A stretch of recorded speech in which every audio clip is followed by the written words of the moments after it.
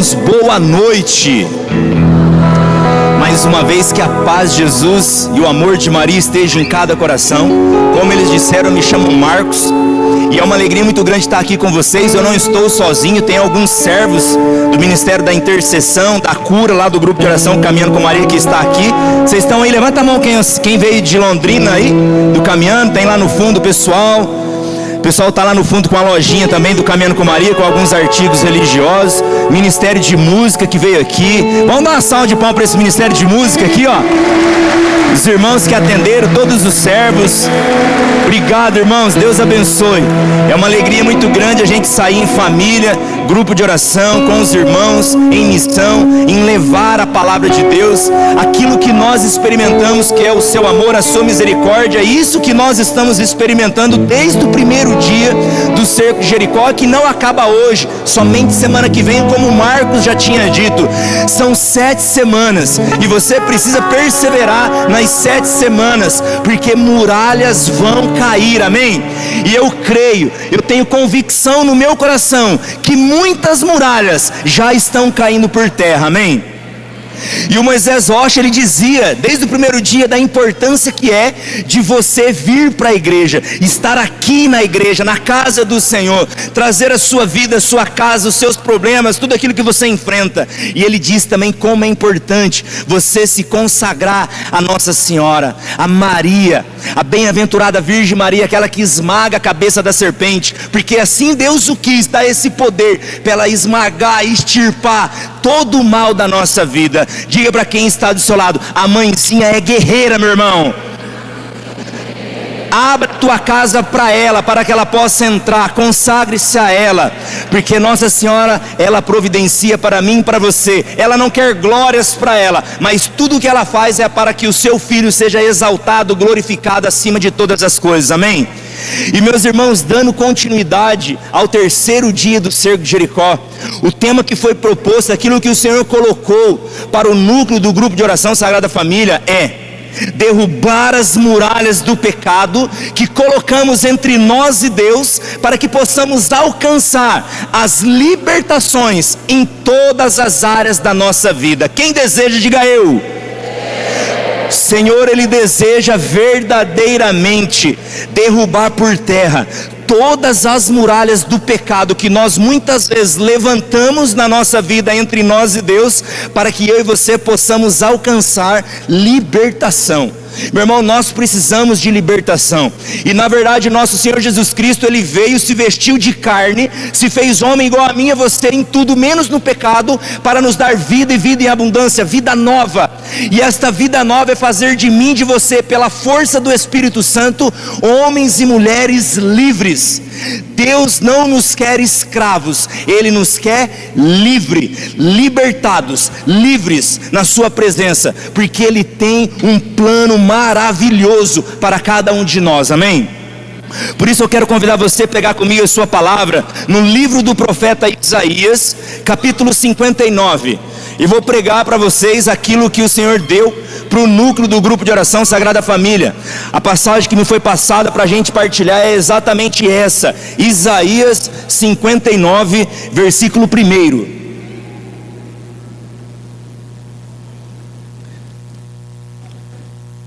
Quem achou diz amém. Quem não achou diz misericórdia. Quem não procurou pede perdão. Isaías 59, versículo 1 diz assim: Não é a mão do Senhor que é incapaz de salvar, nem o seu ouvido demasiadamente surdo para ouvir. São os vossos pecados que colocaram uma barreira entre vós e o vosso Deus. As vossas faltas são o motivo pela qual a face do Senhor se oculta de vós para vos ouvir. Palavras do Senhor. Vamos aplaudir esta palavra, irmãos.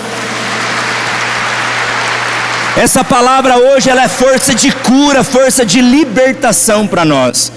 E para nós darmos continuidade a essa palavra, eu gostaria de dizer para você a respeito deste profeta que hoje vem falar ao meu e ao seu coração, que vem ser boca de Deus. E é interessante porque Isaías, ele é filho de Amós, e o nome Isaías significa Deus salva, ou Deus é a salvação. O nome Isaías por si só já sugere uma intensa participação do profeta no plano salvífico de Deus para a humanidade. Por isso que ele é chamado por muitos biblistas, teólogos, de o profeta messiânico, aquele que viria anunciar a boa nova, o ungido, o Messias, aquele que vinha para salvar, aquele que vinha para nos libertar. Isaías, ele nasce por volta do ano 765 a.C., e no ano da morte do rei Osias, lá pelo ano 740 a.C., ele recebe no templo de Jerusalém a sua missão profética, a missão de anunciar a ruína de Israel e Judá no castigo das infidelidades que o povo estava cometendo para contra Deus. Então ele exerce seu ministério por 40 anos no templo. E é interessante, irmãos, porque quando nós olhamos para o livro do profeta Isaías, nós percebemos que é apenas um livro, mas na verdade são 3 livros. É o primeiro Isaías, que vai do capítulo 1 até o capítulo 39, o segundo Isaías, que vai do capítulo 40 até o 55, e o terceiro Isaías, que vai do capítulo 56 até o capítulo 66. O primeiro Isaías nós estamos no pré-exílio, o segundo Isaías nós estamos no exílio, o povo foi deportado para a Babilônia, levado de escravo pelo rei Nabucodonosor. E no terceiro Isaías nós estamos no pós-exílio, aonde Deus levanta o seu ungido, o rei Ciro da Pérsia, e ali ele derruba Nabucodonosor e traz de novo o povo de Deus para Judá. Por isso eles são os judeus. E ali Isaías se levanta então no terceiro livro, que nós estamos lendo aqui no capítulo 59, ele se levanta e ele anuncia a salvação e a reconstrução do povo. No entanto, passaram-se os anos e isso não se concretizou. Então o povo se coloca diante de Deus e começa a indagar a Deus, se Deus realmente é onipotente, se Deus realmente tem todo o poder, ou se desta vez o mal venceu o bem. A força do mal foi maior, porque as maravilhas, aquela promessa de salvação, de reconstrução, não estava acontecendo. Isaías então se levanta e ele não deixa dúvidas. Ele vai dizer que a culpa não é de Deus, mas é o pecado do povo que ainda existe no meio do país. A idolatria, o pecado não desapareceu, mas por sua vez aumentou, ficou ainda pior. Então quando nós olhamos aqui para o capítulo 59, nós precisamos voltar um capítulo, no capítulo 58, porque no capítulo 58 o povo desperta diante de Deus com algumas dúvidas, e a primeira dúvida do povo de Deus, se colocando diante dele, é: por que Deus não nos responde mais? Por que o Senhor não nos responde mais? Segundo, porque não sentimos mais a manifestação da presença de Deus no meio de nós. Terceiro, porque não percebemos mais as maravilhas de Deus no momento presente, da mesma forma que acontecia no passado.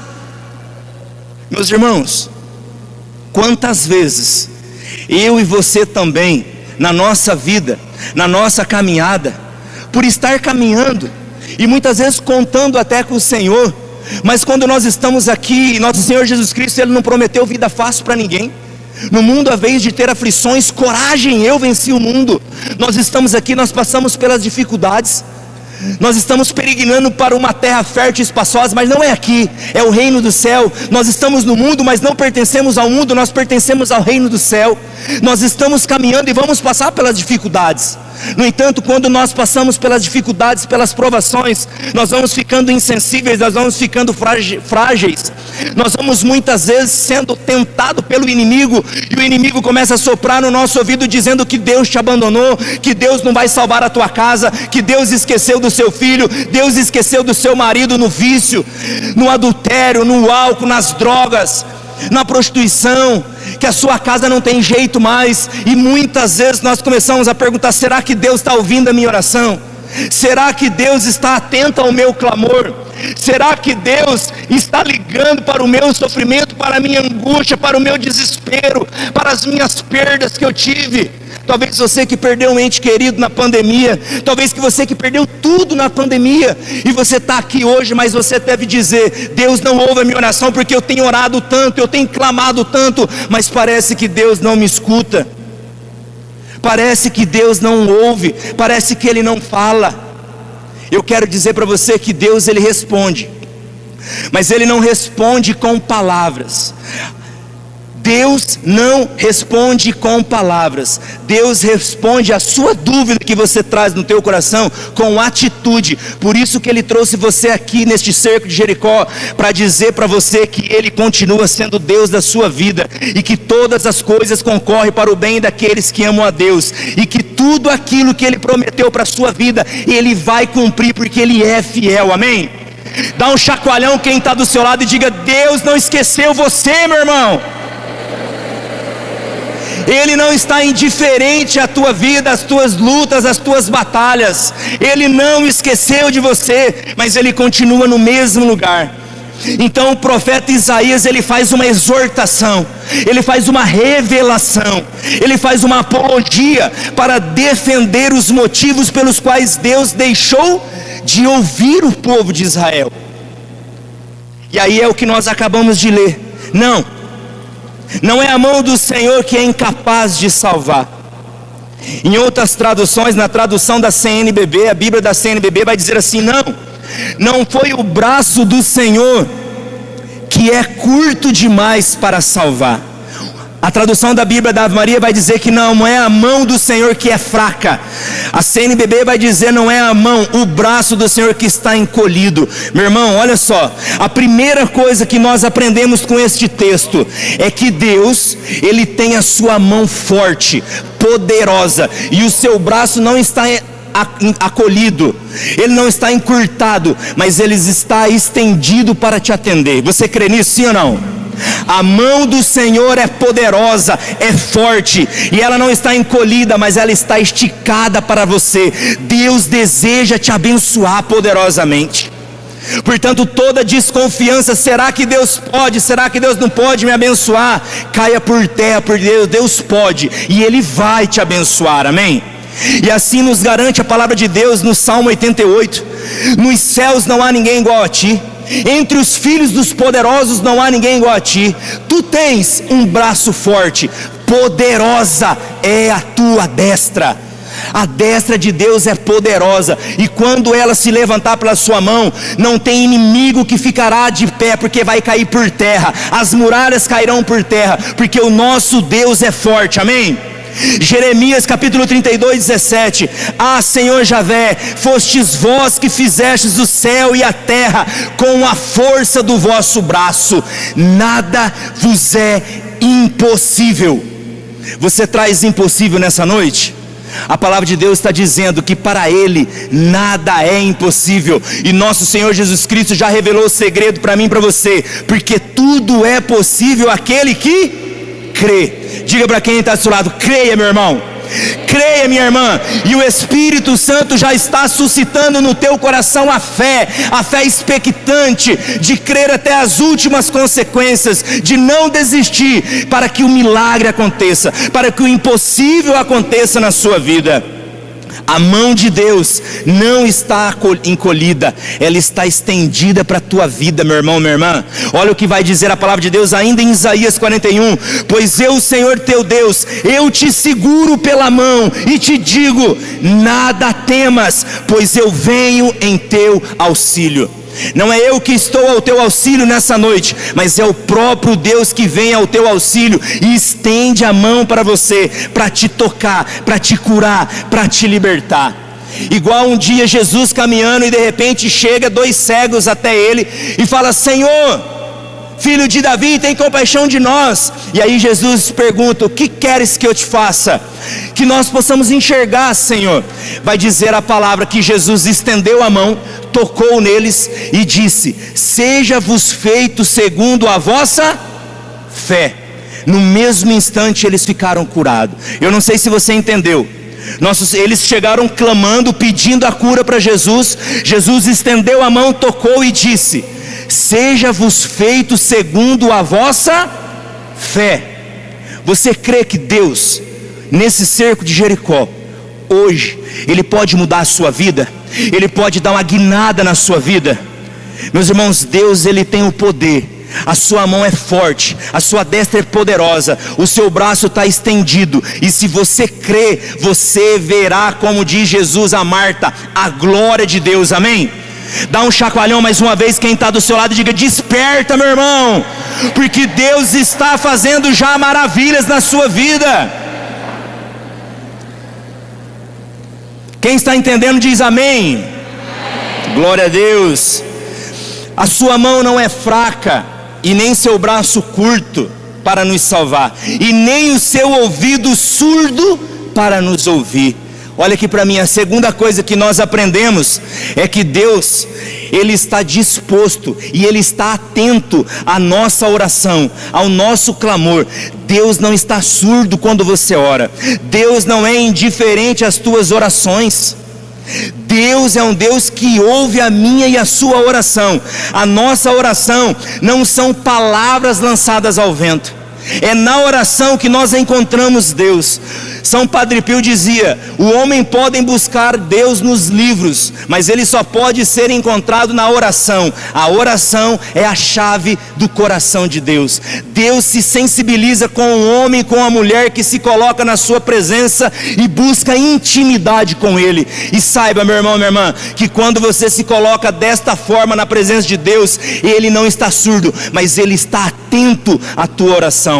Por isso o Salmo 144 vai dizer: o Senhor se aproxima daqueles que o invocam, daqueles que o invocam com sinceridade.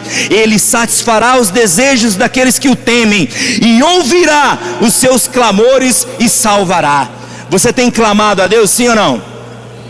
Eu não sei não, pergunta para esse fiotão que está do seu lado aí, para essa fiotona que está do seu lado aí. Fala assim: ó, fiotão. Se for ela, fiotona, vai, fala, fiotão. Você tem clamado a Deus? Jeremias 29:12: invocar-me-eis e vireis suplicar-me, e eu vos atenderei. Meus irmãos, todas as vezes que nós buscamos o Senhor pela força da oração, nós vamos ser atendidos. Não vamos ser atendidos naquilo que nós queremos, mas naquilo que nós precisamos. Deus, que é todo poderoso, onisciente, onipresente, Ele que tem todo o conhecimento, Ele que não vive o hoje como eu e você, preso no agora, mas Deus já sabe o que vai acontecer lá na frente. Ele tem o melhor para a tua vida. Por isso não deixe de clamar, não deixe de invocar, porque quando nós clamamos, invocamos, suplicamos, Ele vai nos atender, diz a palavra. É uma promessa para mim e para você. O Senhor está vendo o nosso clamor. Quando nós olhamos para o livro do Êxodo, no capítulo 3, e nós vamos ver Moisés, que um dia decidiu ir além do deserto. Moisés foi além do deserto, e quando ele foi além do deserto, ele se deparou com uma sarça que ardia, mas não se consumia. E naquela sarça Deus se manifestou a ele. E aí Deus vai dizer assim para Moisés, e é o mesmo que Ele diz para mim e para você: eu vi o clamor do meu povo, eu tomei consciência e vou descer para livrá-los das mãos dos egípcios e fazer vocês subir para uma terra fértil e espaçosa, uma terra que mana leite e mel. Você tem clamado a Deus? Eu quero dizer para você, se você tem clamado a Deus, se você tem suplicado a Deus, não deixe de clamar, não deixe de orar, não desista, mas continue clamando, continue intercedendo, porque Deus também cedo ou tarde irá dizer para você: ei, eu ouvi a tua oração, eu tomei consciência, e eu estou descendo para livrar você das mãos dos egípcios. Eu estou descendo para derrubar esta muralha na tua vida. Eu estou descendo para realizar o impossível na tua vida. Eu estou descendo para fazer o milagre que você tanto pediu, porque eu sou Deus, e eu estou com os ouvidos atentos ao teu clamor. Nós precisamos pedir, assim como o nosso Senhor nos ensinou em Lucas 11: pedi e receberei, buscai e acharei, batei e vos abrirá, porque todo aquele que pede, recebe, aquele que procura, aquele que bate. Pergunta para quem está do seu lado: você está pedindo, meu irmão? Ou você está pedindo só para os servos da Sagrada Família rezar para você? É o servo das 6 horas, né? 6 horas, nós não ora não, 6 horas, mas a gente não ora nada. A gente precisa pedir, clamar, porque somos filhos. E quando o filho pede para o pai atende ou não atende? o Pai atende. Nosso Senhor Jesus Cristo ensinou: se você estiver na sua casa e vir um amigo seu para dormir, você não tiver pão para servir, vai no seu vizinho e peça pães para ele. Se ele estiver dormindo, e se você insistir, ele vai levantar e vai dar quantos pães você quiser, nem que seja para ficar livre de você. Pede para Deus, encha a paciência de Deus, pede para Deus todo dia, pede, nem que seja para ele ficar livre de você, ele atende e realiza o milagre para você, amém? Diga para você então: eu vou pedir, sem desistir, o meu milagre, a minha graça. O Marcos disse, eu disse para vocês que nós somos lá de Londrina. Hoje eu moro em Londrina, sou casado com a Marina, a mulher mais linda, maravilhosa, sensacional da face da terra. Nós temos 2 filhos, a Gabriela e o Bernardo. Graças a Deus, a minha esposa hoje ela não pôde vir, mas a minha sogra está ali, a Maria, está ali, veio interceder, é a intercessora. E meus irmãos, eu não nasci na cidade de Londrina, eu nasci na cidade de Açaí, eu nasci no sítio, na vila rural. Meu pai era agricultor, eu nasci ali no campo, na lida com as galinhas, com o gado, na roça, no algodão, vendo meu pai carpir, ajudando ele ali. Foi nessa lida que eu cresci. E chegou um momento da minha vida, diante de algumas cirurgias que eu tive que fazer no quadril. Não dá tempo de contar para vocês, mas eu tive com 10 anos fazer a cirurgia no quadril. E por conta dessa cirurgia eu acabei reprovando na minha escola, e eu me revoltei. Com 14 anos eu me tornei ali aquele adolescente, acho que o mais rebelde da face da terra. E eu me lembro que quando eu passava na rua, já com os meus 16, 18 anos, quando eu passava na avenida de Açaí, as pessoas apontavam o dedo e falavam assim: esse menino nunca vai ser alguém que vai prestar na vida.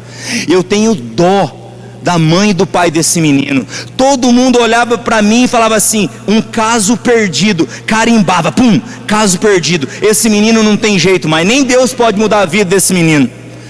E isso com 18 anos, mas com 14 anos, meus irmãos, quando eu tinha 14 anos, o meu pai já estava no alcoolismo, estava nos botecos da vida, e a minha mãe, com 14 anos de idade, a minha mãe começou a namorar outro homem.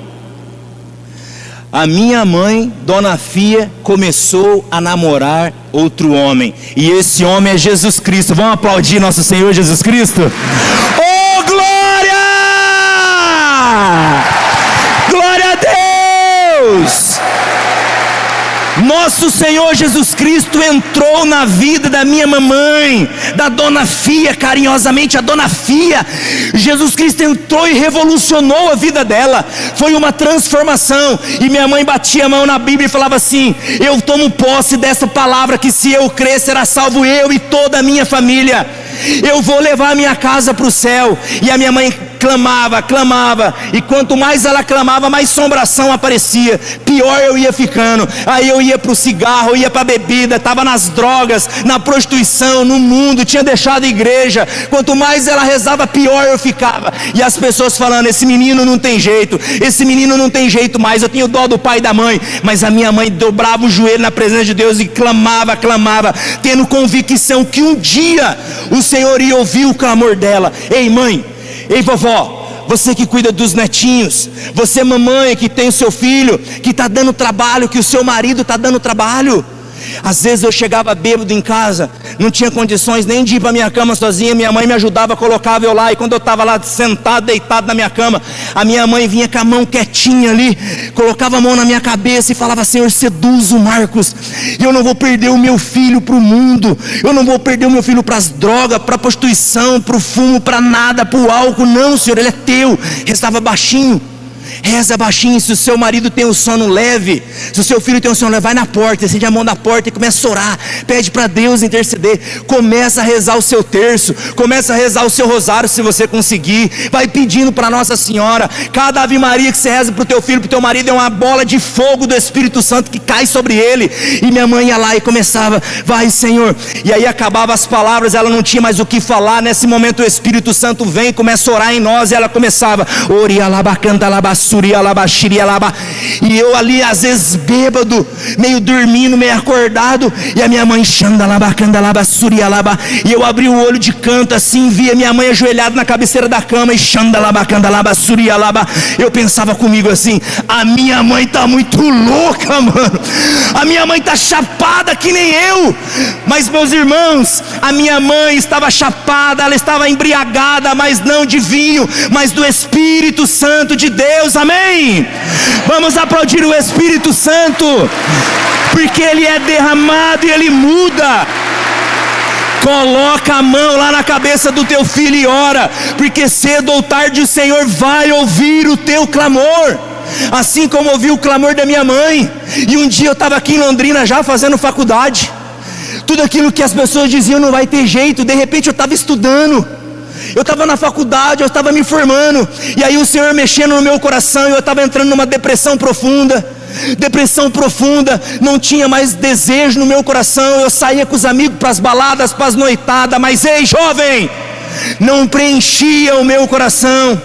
Quando eu chegava no meu apartamento com os meus amigos, a gente morava na kitnet, o vazio estava aqui dentro. Tudo que eu tinha vivido lá fora era uma mentira, era segundo as intenções, não era amizade verdadeira. E eu ligava lá para minha mãe e falava: mãe, eu não sei o que eu faço, uma dor no meu coração, mãe, o que eu faço? E aí minha mãe, eu longe de Deus, longe de tudo, minha mãe falou assim: filho, vai para a igreja. Eu desliguei o telefone na cara dela e fui embora. Passou 3 meses, aquele sentimento, eu liguei para ela e falei: mãe, de novo aquele vazio no meu coração. E a minha mãe disse: filho, vai para a igreja. Eu desliguei o telefone e fui embora bravo com ela, xingando. Passou 3 meses, aquele sentimento, eu fui lá no orelhão, ainda era orelhão, cartãozinho. Liguei para minha mãe: mãe, aquele sentimento, o que minha mãe falou? Fala para quem está do seu lado: o seu lugar é na igreja, fiotão, é na igreja. Pode aplaudir se você está entendendo que é isso mesmo, é na igreja. E aí eu pensei: quer saber, eu vou mesmo. Eu já fui para tudo quanto é lugar aqui, e aí eu fui. Quando eu fui para a igreja, que eu descobri perto de casa tinha paróquia Nossa Senhora Aparecida, lá na Avenida Inglaterra, quarta-feira à noite tinha missa. Quando eu cheguei lá, missa por cura e libertação. Eu falei: hoje a capetaiada vai sair tudo daqui de mim mesmo, é essa missa que eu preciso. E aí chegamos ali, eu cheguei ali, participei, parecia que todo mundo olha pra gente, né? Quando você está longe da igreja, você chega, eu sentei no último banco, parecia que todo mundo olhava pra mim e falava assim: o Marcão chegou, né, Marcão? Você chegou, né, viu? Eu te conheço, hein? Quem te viu, quem te vê, hein? Tá na igreja. E eu com aquele medo, foi passando o tempo, eu fui sentando um banco pra frente, a hora que eu cheguei no meio da igreja, sentadinho, eu criei coragem, busquei o padre, o Frei Carlos, fiz confissão com ele, ele me acolheu, me incentivou, me deu direcionamento, e eu comecei a caminhar. E um dia eu liguei para minha mãe e falei: mãe, eu não sei o que está acontecendo, eu estou sentindo fogo dentro de mim, algo está acontecendo comigo, mãe. E não era algo externo, mas era algo de dentro para fora. Era uma sexta-feira, eu liguei para ela e falei: mãe, eu preciso fazer uma experiência com Deus. Eu estava em Londrina e minha mãe ia sair, e eu disse: mãe, quando vai ter experiência de oração em Açaí? E a minha mãe disse assim: filho, amanhã vai ter. Igual o filho pródigo, eu catei minha roupa suja e fui para Açaí. Naquele final de semana, na primeira pregação do amor de Deus, do filho pródigo que voltava para a casa do pai, eu me coloquei na presença de Deus ali, e eu chorava, e eu chorava, e eu chorava, porque eu estava descobrindo um tesouro, uma pedra preciosa que não tem preço, nosso Senhor Jesus Cristo, que deu a vida por mim, que deu a vida por você. E eu digo para você, naquele final de semana, há 16 anos atrás, se prostrou ali um jovem depressivo, sem sentido na vida, desprezado, que ninguém acreditava, mas levantou um homem novo, cheio da graça de Deus, cheio do Espírito Santo. E hoje eu estou aqui em Apucarana pregando aqui para vocês, porque Deus é fiel, Ele é fiel. E sabe, meus irmãos, se Deus fez isso na minha vida, quanto mais Ele pode fazer na sua. Dá boa notícia para o seu irmão, fala: meu irmão, se Deus fez isso no Marcão, imagina em você. Você é fichinha, filho, você é fichinha. Deus vai fazer maravilhas na tua vida, amém? Por isso eu digo para você, não desista da tua casa. Mãe, a tua oração não é em vão. Eu fico pensando, sabe, se a minha mãe tivesse desistido de mim, eu não estaria aqui hoje. Mas porque alguém acreditou em mim. Não desista da tua casa, não desista da tua família. Acredita, vai dar certo. Deus não esqueceu. Talvez você fale assim: Marcos, mas eu não tenho ninguém, ninguém acredita em mim, já todo mundo me abandonou e nem eu acredito mais em mim. Mas Deus acredita em você. Pode todo mundo te esquecer, Deus não vai te esquecer. Deus não vai te esquecer jamais, porque Ele te ama. Ele te ama. Mesmo que as consequências das coisas estão acontecendo contrárias, mas Deus já sabe, Ele já tem um plano. Igual quando Ele chegou para a multidão que estava com fome, na multiplicação dos pães, e aí Jesus chega: eu não quero despedir esse povo assim, faminto. E aí Ele chega para Felipe e fala: Felipe, o que nós vamos fazer? O que nós temos aí? Eu preciso alimentar esse povo. E aí Felipe fala: Senhor, o que nós temos aqui é pouco demais. Nós só temos aqui 2 peixinhos, alguns pães, não dá nada.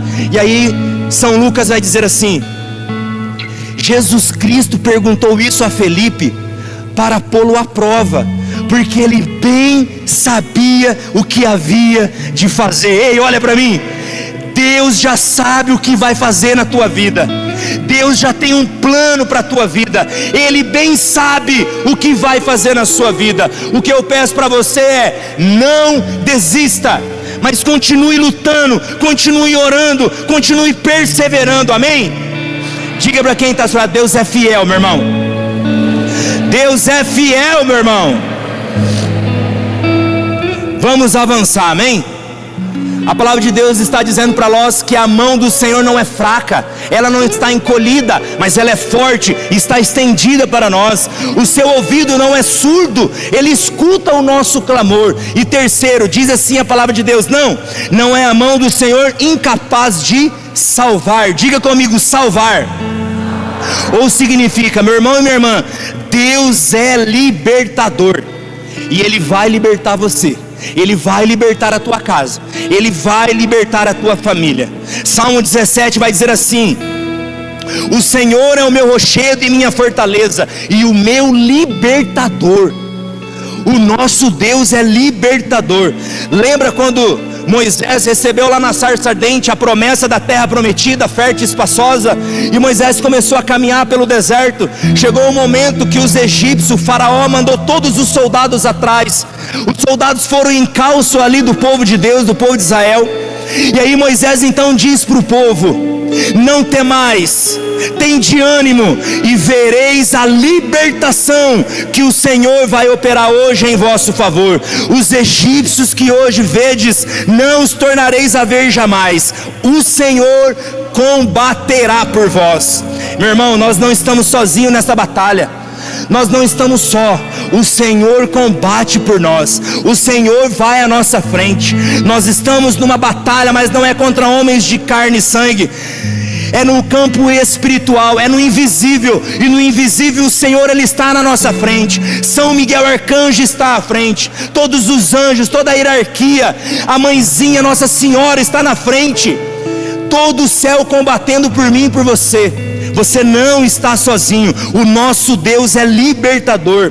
E aí São Paulo vai dizer em Gálatas 1: é para que sejamos homens livres que Cristo nos libertou. Cristo deu a vida por mim e por você, para que eu e você sejamos livres. E aí você diz: Marcos, eu estou entendendo o que você está dizendo, eu compreendi que a mão de Deus não é fraca, ela é forte, ela é poderosa, ela está estendida para a minha mão. Eu estou entendendo que o ouvido dele não está surdo, mas ele está atento ao meu clamor, à minha oração.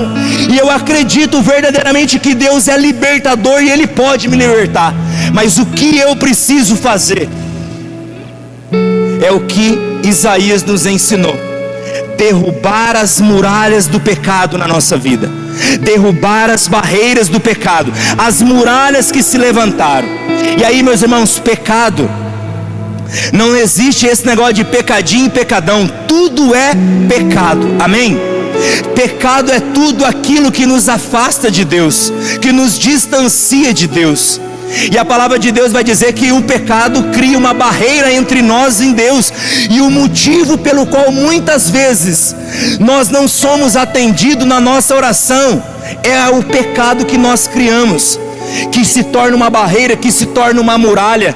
Em outras traduções, na CNBB, por exemplo, vai dizer assim: os vossos pecados criaram um abismo entre vós e Deus.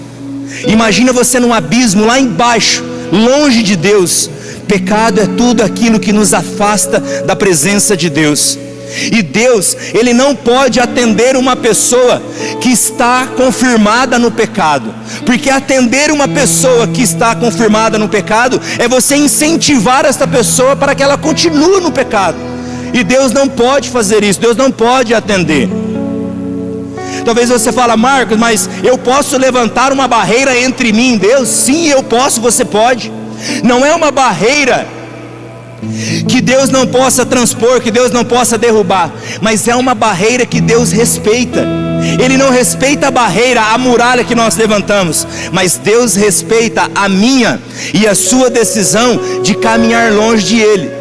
E o profeta vai dizer que esta muralha, esta barreira, são os nossos pecados, são os meus pecados, aquilo que eu cometo, que são os meus erros, as injustiças.